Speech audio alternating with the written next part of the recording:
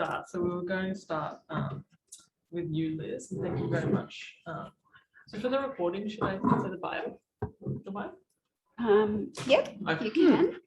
So Liz has over 25 years experience in the not-for-profit sector with extensive senior executive experience internationally and in Australia.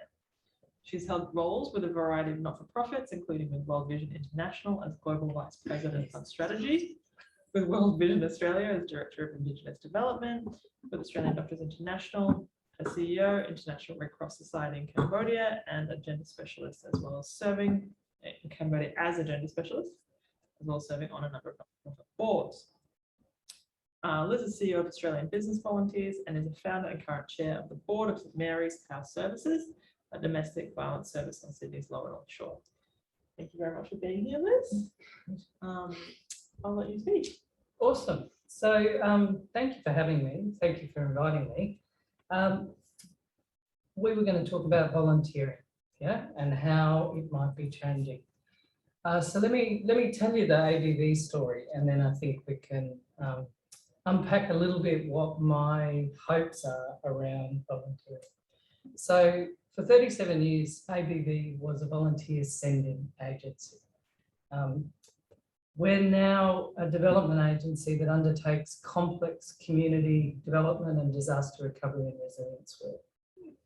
Let's talk about the old ABV and the new ABV. So the old ABV was measured by DFAT under the Australian Volunteer Program, and they were measured about the number of assignments done in a year.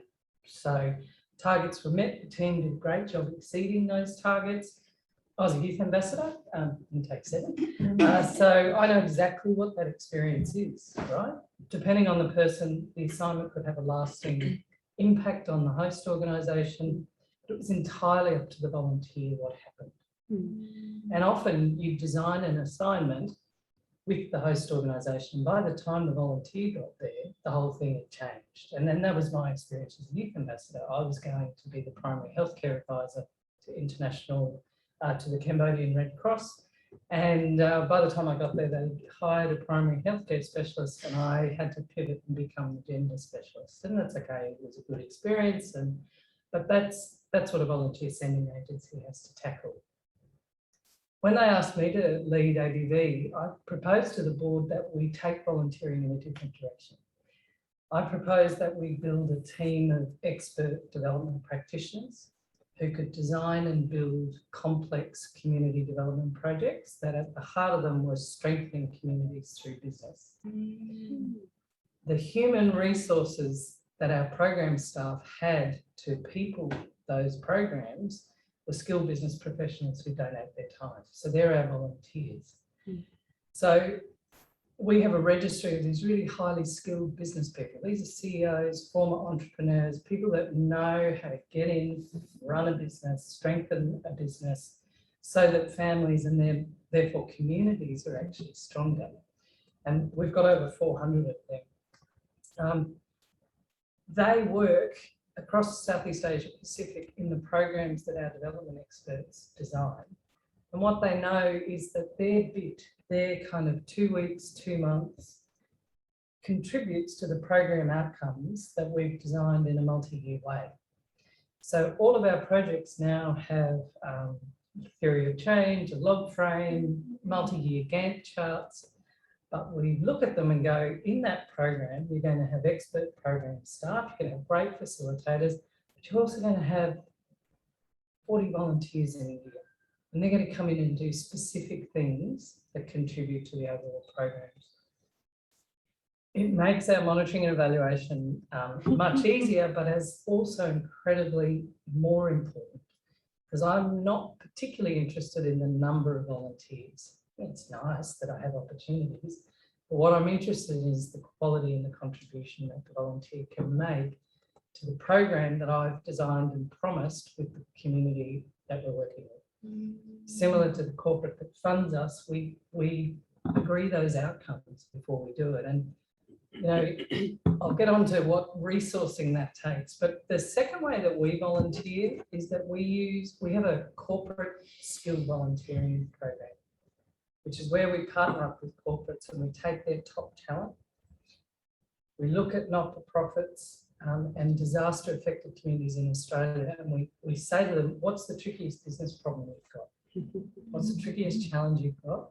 And then we design an immersion for those highly skilled, really effective people out of corporates to come in, immerse themselves, solve that business challenge. The big thing for us is, and I think all of you know this, not-for-profits and disaster recovery doesn't fail because people don't have good ideas or they're not committed to their mission. They fail because they don't have enough resources to tackle the back office stuff, the tricky stuff. Not-for-profits are going to put all their money into their frontline staff, which is where they should. And there's often one person out the back trying to tackle HR, finance, IT, legal, and everything. Whereas if I can bring a team in from a corporate who's volunteering their time, but all their expertise, they can do some really profound work for that not-for-profit. Now, we've worked with a whole range of not-for-profits, so Too Good, the domestic violence service, who else? Good Shepherd Microfinance, Launch Housing, First Nations Foundation, a whole range of others. And they've really been transformed by the experience of having these really smart corporate people coming in a humble, learning way, right? So this is not business people coming in and going, you know, you're not-for-profits, no good. It's them coming in going, we profoundly want to understand how do you do the work you do, and then we want to help solve some of the challenges you've got. As we were thinking through that whole corporate immersion and how do you draw out the talent that sits there for the benefit of the not-for-profit sector, I started to think about how could we leverage that into the disaster recovery post the Black Summer bushfires. I was with my aunt in Yass in February 2020, having lunch at Bowling Club, and her friend who runs the Yass Folk Festival was with us, and I said to her, in 6 to 9 months' time, Cobargo is going to be really tired. They're going to be exhausted. They're going to be through the initial rescue, but they're going to need help to do the recovery and to stand up businesses and viable reconstruction. Jano knows everyone, and she knows New Zena, who runs the Cobargo Folk Festival. So we got a really warm introduction. I took one of my program directors down to Cobargo in September, and we met with all of the groups that were trying to do recovery. We did it in a way with a particular framework, and I think this is why we've been successful. It's trauma-informed engagement. Everybody we meet is traumatised, and it continues to be traumatised. International disaster recovery standards, including the minimum economic recovery standards, business continuity planning, because most of the businesses had, if not been wiped out, had been significantly hampered by all of the bushfire. Strengths-based approach, community-led approach, world-class volunteer management, and integrated place-based planning. So look, the first step was to see if our support would be helpful, and they resoundingly said, yes, please. We're exhausted, we know what we want to do, but we just need help. The second step was to source the volunteers. And I think this is an important part of our model, is that we manage the volunteers. One of the challenges for disaster affected communities is they're overwhelmed, they're volunteering themselves, and all these people show up and go, how can I help? And they go, I don't know. Whereas actually we identified the needs, sourced the volunteers, and then managed them. So that really the only experience the people in Cobargo got was, gee, they're helpful. They're writing that, they're doing that, they're being that for me. One of my program directors even actually moved down to the area for a month. Amazing, just to build that trust. The next step of it was really fascinating because COVID impacted them as well. And it meant that they'd been working together and COVID hit, and they all had to do the distancing requirements. So groups that were talking to each other and recovering together stopped, and they all ended up in silos. So we offered to do some integrated place-based planning for them. It was fantastic. Over 3 days, we had all the different groups up on the wall in the pavilion, and this is what I want to do. We're going to rebuild the main street. We're going to fix the energy problem. We're going to do greening. And at the end of it, we were able for all of them to come together and tell their story to the community. Because we built all of that trust, and we had 31 volunteers with Cobargo between September and February, from all different places, amazing people. We also took on a bit of a community mediation role. As an independent third party, you're able to, you know, we don't have anyone buried in the cemetery. We don't vote in that area. And somebody's brother didn't hit my brother in the 1982 grand final, right? So that stuff gets really heightened in disaster recovery. So we were able to kind of really come into that space. So our work there was really successful, and we're now rolling out across 7 LGAs in the southern New South Wales, northern Victoria, bushfire affected part of Australia, and we will be looking to go broader. Most importantly, Cobargo won over 20 million in grants through our support, which they're going to rebuild the main street, going to get a museum, going to have resilient energy. It's really kind of a brilliant outcome for them. Look, this model of bringing volunteers into our programs and leveraging their skills and experience is definitely more time intensive than simply deploying people. And hope that they do a good job. But the resources we need to manage, support, recruit and train the volunteers are completely repaid by the depth of the relationship between the volunteer and the community, by the loyalty of our volunteers. We haven't experienced the drop-off that is being reported out in the volunteering sector. I've got a volunteer on assignment, first one overseas since March last year in Fiji on Sunday, who's been volunteering with us for 20 years. And he's a really incredible business entrepreneur, and he's over in Fiji because we're coming alongside the Fiji tourism sector to help strengthen the SMEs, because the big resorts are all right, but the ecosystem around them has to be strengthened to get the tourism up and running. So we're incredible, and we've not actually done active recruitment, and yet every month I get 5 or 6 volunteers signing up. So it's good. The other thing is that this really meets the community for community led. Like, there's a lot of words out there that say Australia's disaster recovery is community led. You ask any community and they will say we're on our own. And so we're coming in on a space where we just want to work with those communities about what they want to do, what do they want to prioritise, and I'll bring the skills and the volunteers to support that. Look, I think my thing with volunteering is, and I met with an academic at UQ, Faith Ong, and Faith has been researching voluntourism. So this idea of you volunteer overseas as a kind of tourist experience.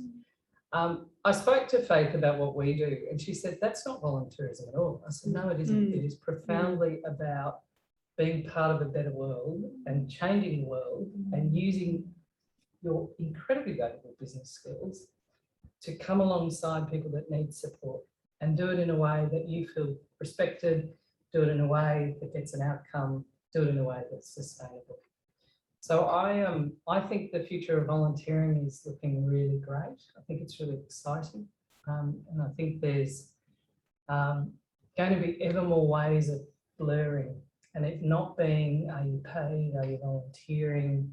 It's, are you contributing to the change and seeing what role you play. And I think every one of us here that volunteers, because I volunteer with Mary's House, honestly, that I'm pretty involved there, you know, at a governance and a leadership, and but I don't care whether I'm paid or not. So I think that's my take. I've probably gone way longer than 15. I'm so sorry. So interesting.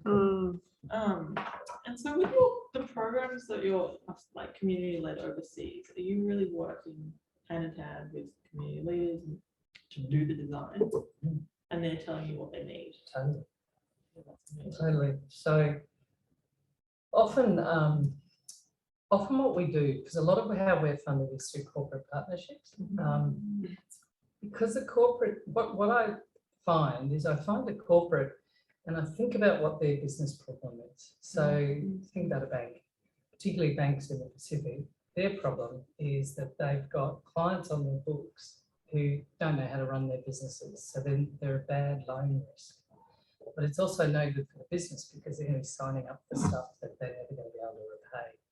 So I make the proposition, look, I'll strengthen your clients, great outcome for the client, good outcome for the bank. And through that process, there's a learning about what a good bank product is. So we always put the community or the businesses in the middle and say, what is it you actually want? We make sure that we continually reflect on that and adapt. So we're doing some work up in New Ireland province in Papua New Guinea, and the program looked sort of like a rectangle, and then things changed and the community came to us and said, we actually want it to look more like a circle, and we went, okay, that's all right, we'll make it a circle.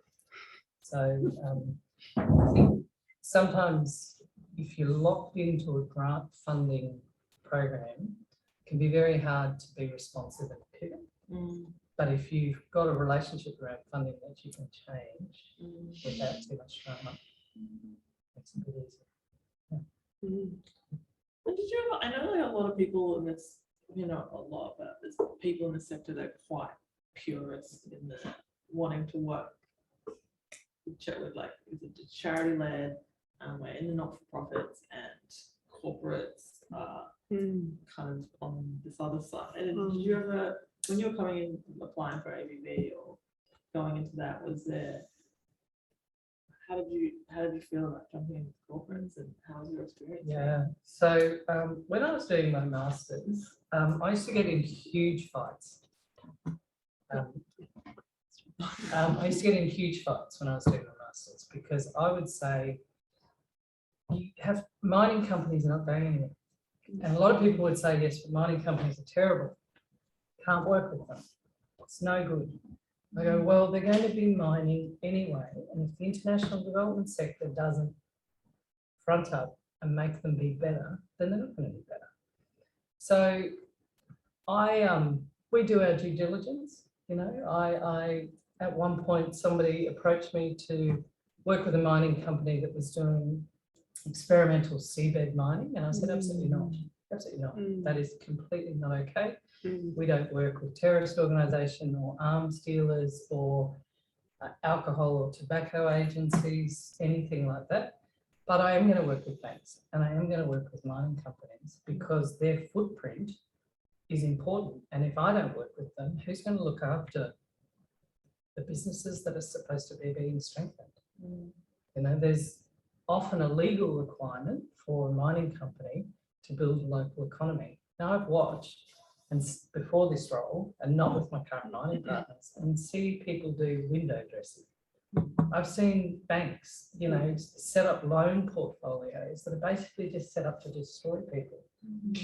So I'm going to be part of the solution to that, right? It's very easy for us to be, you know, we are principled, we have a code of conduct, all those things. But if we don't actually meet the people that are having that impact and challenge them, and I do challenge it, and I do talk to them and say, you can't do it that way. And because I'm their trusted partner, I'm actually getting a result. So I am quite a pragmatist. Hopefully Panda's going, okay, it's all right. But I started with ABB a week ago. But it is, it's always been my position in my career that I just think if you're a purist, good. And I had people that were in ABB that were and came to me when I said we're going to corporate. And they said that just doesn't align with my values. I said, okay, I'll absolutely help you find another job because this is the direction we're going. Good question. Okay. Wow. Thank you so much for that. So we'll come back to questions. I'll move to Joanne. I just remind everybody that if you're going to talk in a little tiny voice, it won't be recorded and people will be disappointed. So Could you hear me? yeah, I could hear you, but Jacinta has a quiet voice. Yeah, I need to more confident. So Joanne Kim is the grassroots engagement coordinator at Results Australia. a global grassroots movement of empowered everyday people who raise their voice to help end global poverty. Having been a volunteer activist herself for more than 10 years, Jawoon has volunteered for Amnesty International Australia, Red Cross, Australian Institute for International Affairs, and more, which has helped her start her career in the for-purpose sector. As a passionate advocate for gender equality and racial justice, she also works as a consultant on gender equality and is newly elected director of National Foundation for Australian Women and is a member of Harmony Alliance. Thank you, Jawoon. Over to you. I did not realize that I had to prepare a 15-minute speech. Actually, I thought it was just Q&A. But very helpful that I did speak about a program at a recent conference. So hopefully I can regurgitate.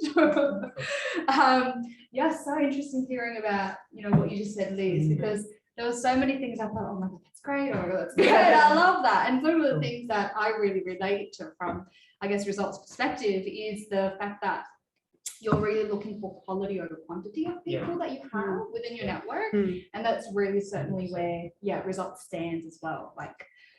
So we are a grassroots movement of empowered everyday people, and we use our collective voice to help end global poverty because we believe that no matter where people are born, everyone should have access to equal opportunities to eat nutritious food, go to school, get good education, and live freely from diseases that can be protected with vaccines, or Michelle knows all about it, or treatment.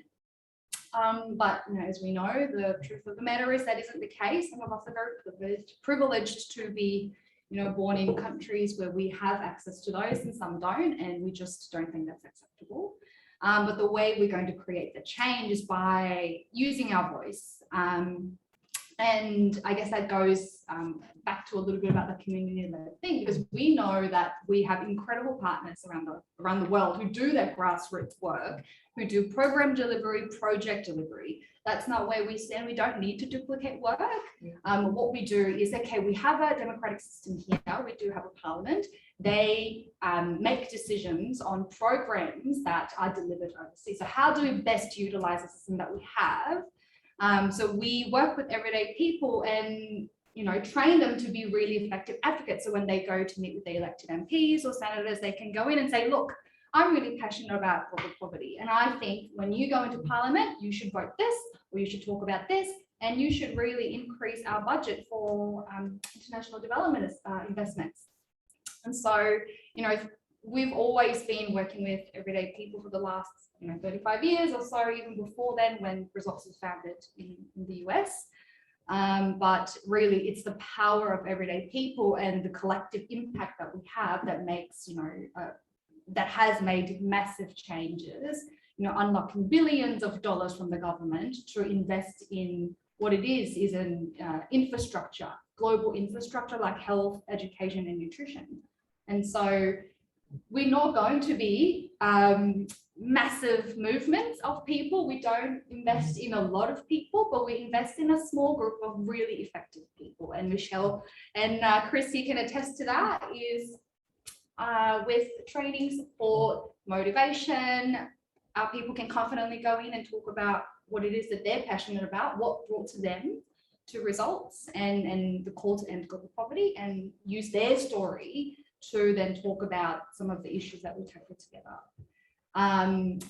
The thing that I really wanted to go back to about was the community-led thing, because as we know, as you said, international development, if it's not led by the communities affected, it can do more harm than good. So I think where we really stand and what we bring value and contribute to the sector is we're not doing that work. What we are doing is with people here in Australia using advocacy as a tool for change. And I found that I personally find it really inspiring, working with everyday people and seeing the difference we make here.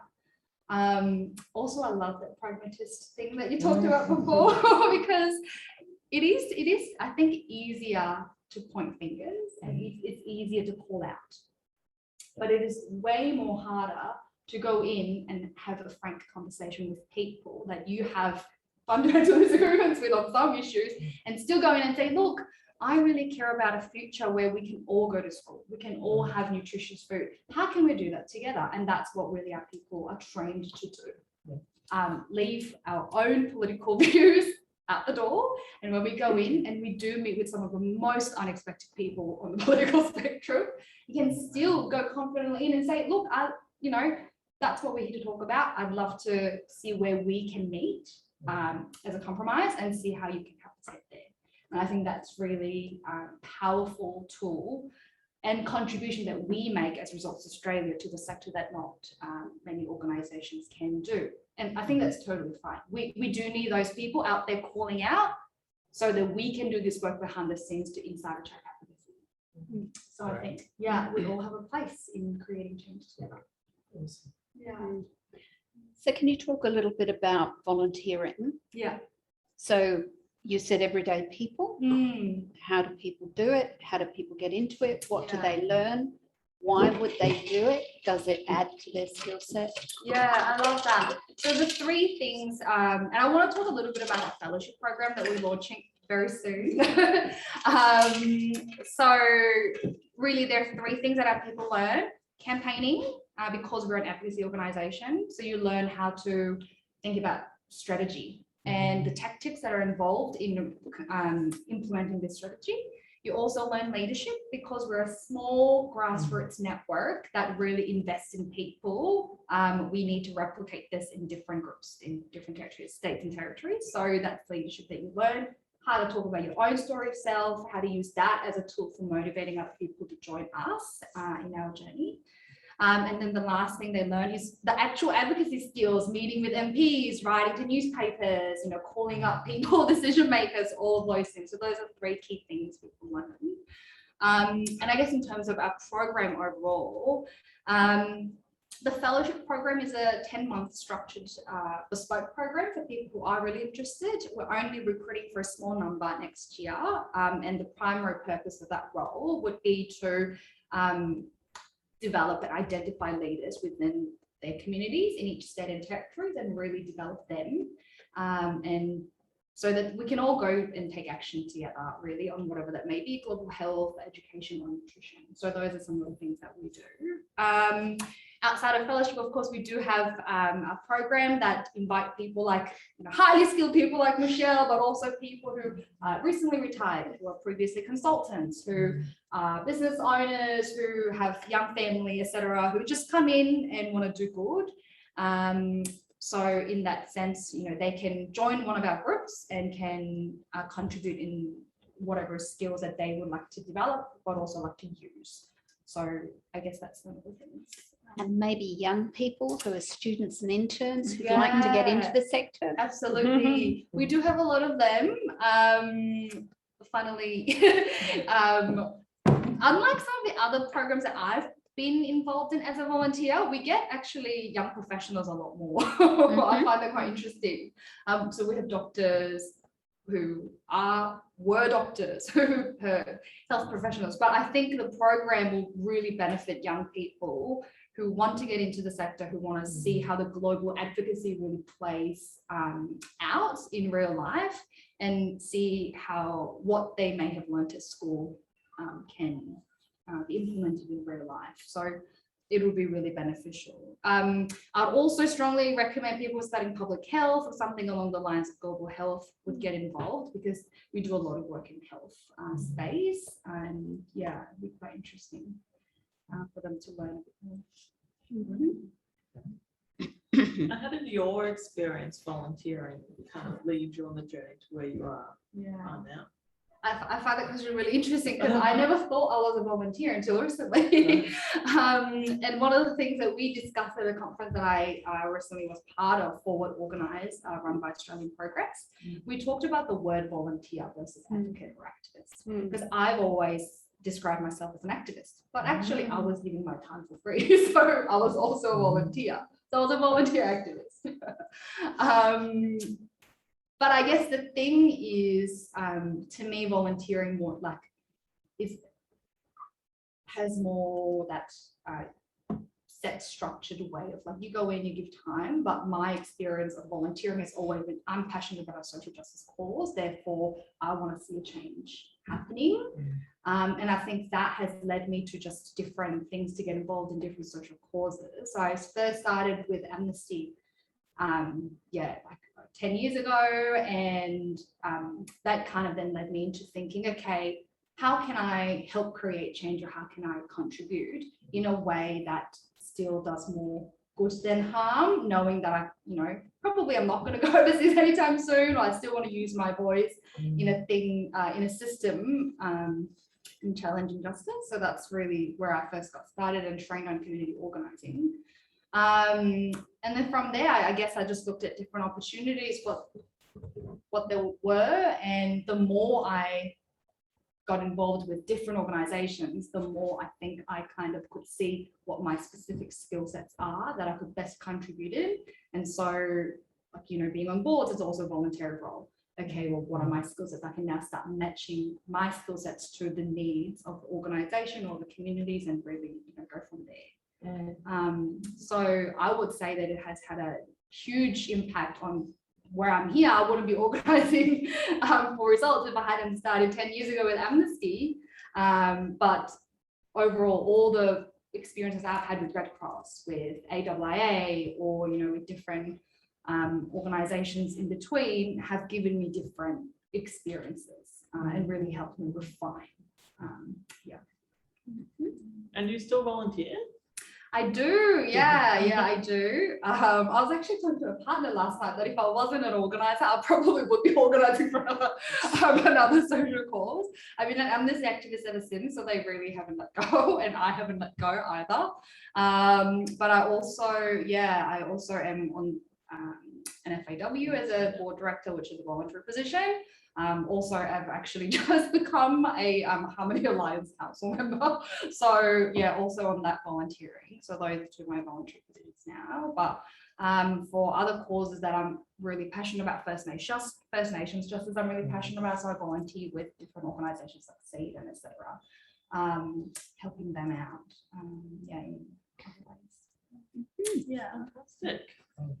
Very cool. Anyone have questions? Yeah, I do. So what do you think makes an excellent volunteer?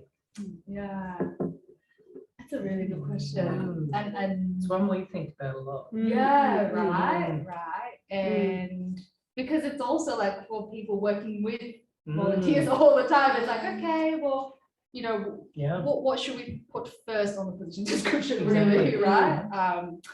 We often say passion and commitment. Yeah. Would you agree with that, Liz? I think so. I think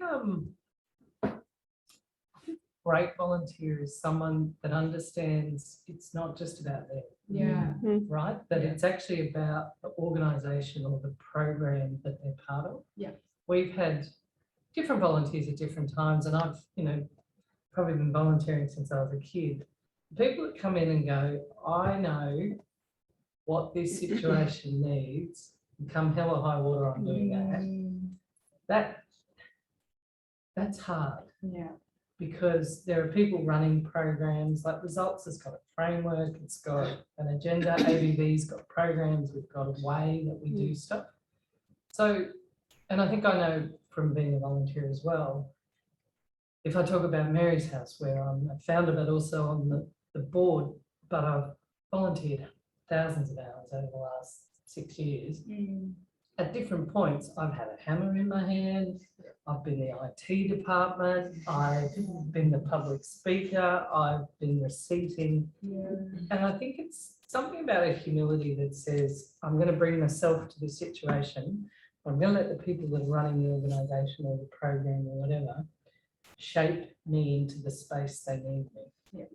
I don't know, something about that humility, because it is an altruistic act, right? Being a volunteer. So I don't have a real solution to that. I think it's something that we need to kind of continually evolve and talk about how do you value someone's experience, value them, but also make sure you're getting the contribution that the organisation needs. Yeah, so true. And we often have the conversation right from the onset is, okay, this is what we can provide as an experience for you. What are you looking for in this experience? And the first thing, because we often say this is a learning and development opportunity. So what would you like to learn? What kind of skills do you have? How would you like to use them? This is what we can offer. Where do we differ? Rudy mentioned expectations and setting clear boundaries. I personally have found that incredibly helpful to then give them clarity around whether if this is the right opportunity for them or not. Because if it's not, then I'm sure there are other opportunities for them that they would like to be part of as well. So being really clear from this point of view definitely helps. The humility, though, I love that, because I presume for your organization, you get all these CEOs and people with years of experience coming in and right, might have a lot of ego. Look, it's interesting. It's really my volunteer that's in Fiji now. Now he's independently wealthy, so he retired and he just wants to do interesting things that sort of change the world. But he says to me, and he's absolutely done the most extraordinary work for us. So I just feel really privileged that you allow me to be in this space. So I think you're right. I think you've got to be clear with people about what is humility, what's ego, what's going to work in an assignment. And you can't send people with ego into developing countries or into disaster affected communities. I mean, it's just a disaster waiting to happen, right? So we're having a pretty robust conversation internally about what does good volunteer engagement look like, but how do you get the really sweet spot volunteers? It's an ongoing thing, I think, but I like your idea about the clarity up front. So following on from that, because I was just thinking about all this as you were saying it, with the business volunteer, particularly if they've run something really big and they're already thinking, oh, I'm a pretty big deal, or perhaps also the element of business or not, you go into a developing country and maybe, hopefully not, but maybe you're thinking, well, I'm from Australia, so we just know more than you to start with, is it because you've got a small number of volunteers and you're able to sort of have all these conversations with them and maybe screen some people out? The two together, the business side and the ego, and the kind of I'm from a developed country, maybe we just do things better. How do you screen that sort of thing out? Well, because we've been doing it for 40 years, the business people that donate their time are doing it from an altruistic perspective, right? And we do quite a lot of preparation around this is a two-way learning opportunity for you. These businesses know what they want to do. So you're just coming alongside them with some tools and techniques to help. I would say 99% of the time, I get a response after they've started the assignment from the business people saying, I'm humbled that I'm in this scenario. So we wouldn't ever send anybody that had that attitude. It's not. And they're some of the most incredibly sweet and skilled people, and they'll come back and go, he's amazing. He runs a 500,000 kina a year business, but no one ever told him that receipting isn't just something you do. You've got to keep the receipts for your tax return. So he was diligently receipting and throwing them out at the end of the week because no one ever told him. And they come back profoundly changed, going, I got to do 4 weeks, and these people actually now have got things that mean they're going to be really successful and their business is going to be really great. And so it's never a white people going in and telling other people. Oh no, I didn't think it would. So I was wondering, is it just because your volunteer base is so small, you're probably able to have these conversations before they go? And we next year we're projecting that we'll probably have 300 to 400 volunteer placements. So we're working out how to manage it in an online way, but we're never going to give up that control because it's one volunteer assignment at a time in a quality program. That's our reputation. And we have a good reputation for actually delivering good work. So it's a critical part of our job. It's actually going to be part of Tanya's job, translating between the program, what they need, and our volunteer recruiter. But yeah, it's a thing. And I probably met a couple of volunteers when I first started, but I thought, oh, possibly not going to fit in our new model. And yeah, that's come to pass.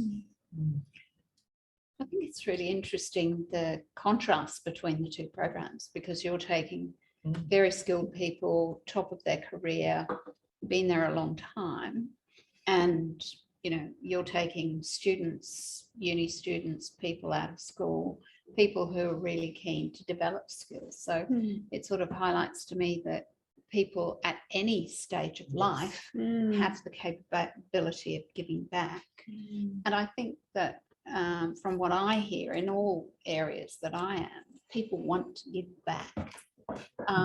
And the motivation of young people is not just selfish, as in I want to develop skills, get something on my CV that will get me a job, but it is also, I'm here because I've got principles and I want to be part of an organisation that makes a difference, and I want to be part of the solution to this world, not contribute to the further degradation of it. And I think that it's really interesting that there are just so many opportunities, really. And sometimes people don't recognize when they're doing volunteering just what they're getting out of it. Like you've both been talking about what people say as they're part of it. And I think that's the biggest thing about volunteering. You give, but you get back three times as much. I think that's really well said, because every volunteer comes back and says, I just didn't realise how I would be so profoundly impacted.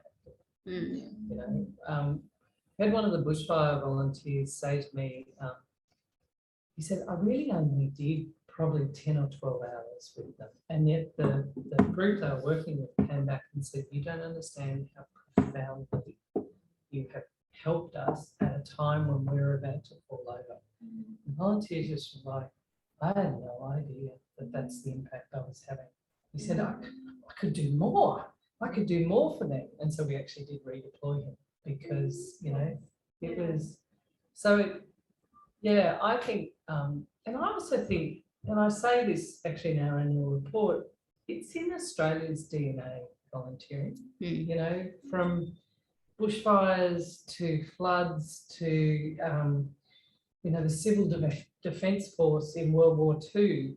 We volunteer. As a nation, we volunteer.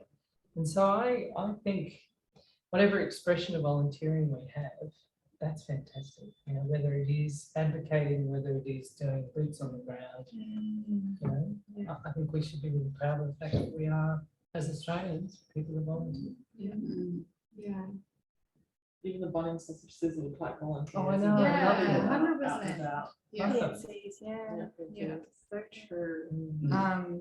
It's really interesting you mentioned that your volunteer has also said, oh, this is so profound. And I guess something that we often get at results is people just don't realize how much power they have over decision making, because when we grow up, we don't really get to talk the parliamentary systems, or, that you can do more with your MPs than just voting and every 3 years and whatnot. Actually, they are there because you're lending them power that you have for the period they've been elected for.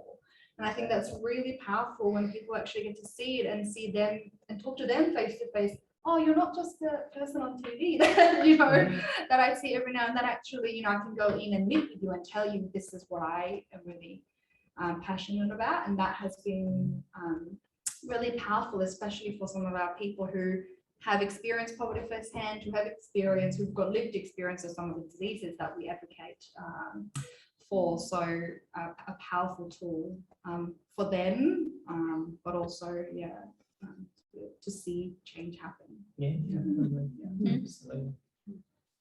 How do results get their funding?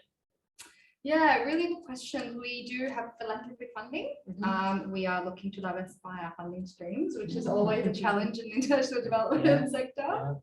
And I love that corporate funding model that you have, and that's something that we are keen to explore more in the future a little bit more. And going down to like, what are our shared values? What kind of future do we want to create together, so that we can bring in the unexpected partners on board on a journey together. I think that's really important. And that also is a characteristics of our work, like collegial.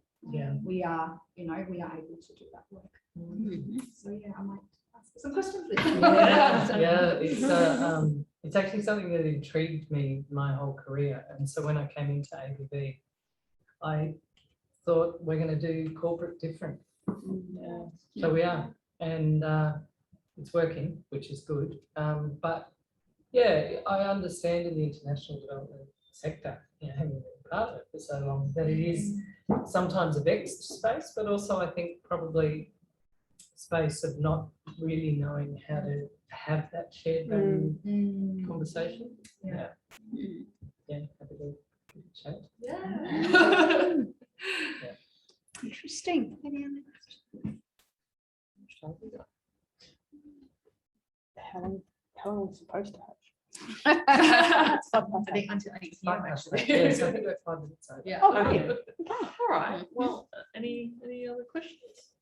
Thank you so much, both of you. Thank you. This has been super interesting. I'm buzzing with ideas. I think, as you said, there's some new places in development. I think that we can disrupt. We were working with an agency. They were responding to an earthquake in PNG. They didn't want to take mining money, but the mines, so the DFAT, it took like a week to get approval, or more than that. And then the mine is sent to hell. They're already there.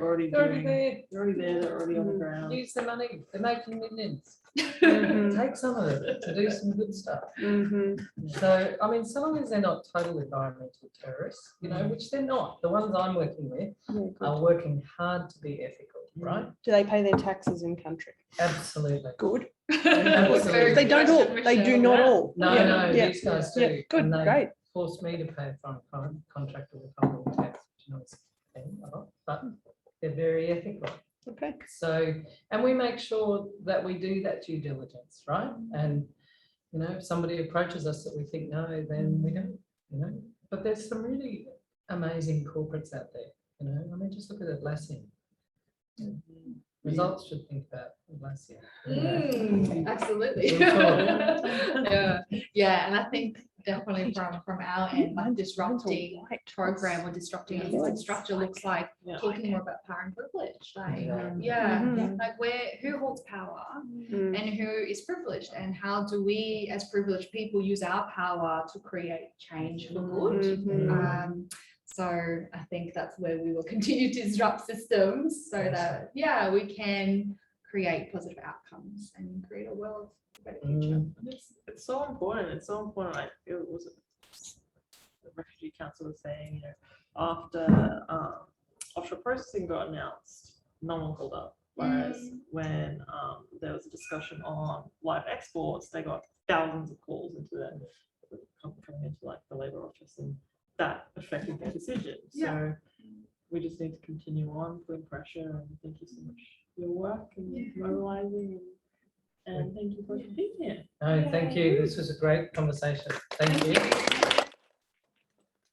And we have for you our fabulous Women in Development mug. Thank you very One much. each for you. I will treasure Say thank you very much and remind you of us so that you come back another day. Yes. And don't forget that we'll have 4 events next year.